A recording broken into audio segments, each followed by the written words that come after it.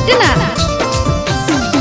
अगर रंगी दे तब होलिया में चोली आगे छाउड़ी रंगी दे तब। अगर रंगी दे तब होलिया में चोली आगे छाउड़ी रंगी दे तब। आगे के तन गरमी माना छौड़ी माना तब नहीं छौड़ा गे ले तो फुसलाई तोरा खिलाई के पाकौड़ा गे। अगर डाली दे तब चोली के भीतरिया के गोलिया रंगी दे तब।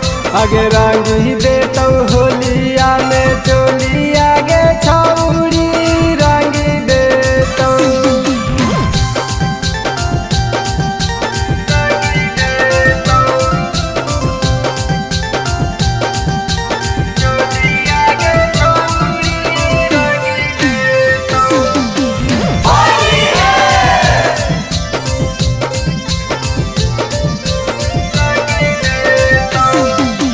होलिया में लागही बाबल गे छौड़ी रंगिए के करत तोर खजाना मला ले लाल।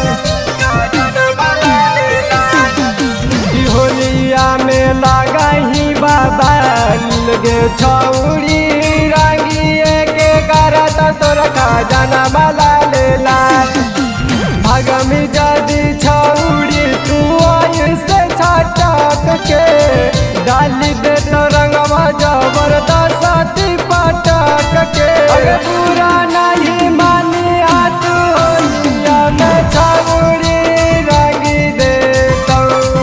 अगे रंगी दे तब होलिया में चोली आगे छौड़ी रंगी दे तब।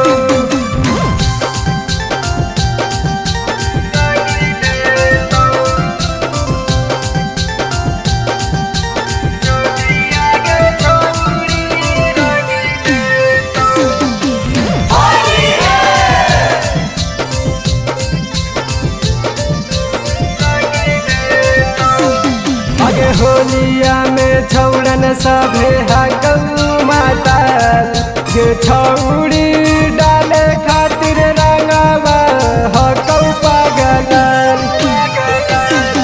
अगे होलिया में छौड़न सभे हकौ माताल गे छौड़ी डाले खातिर रंगवा हकौ पागल। ऊपर डाला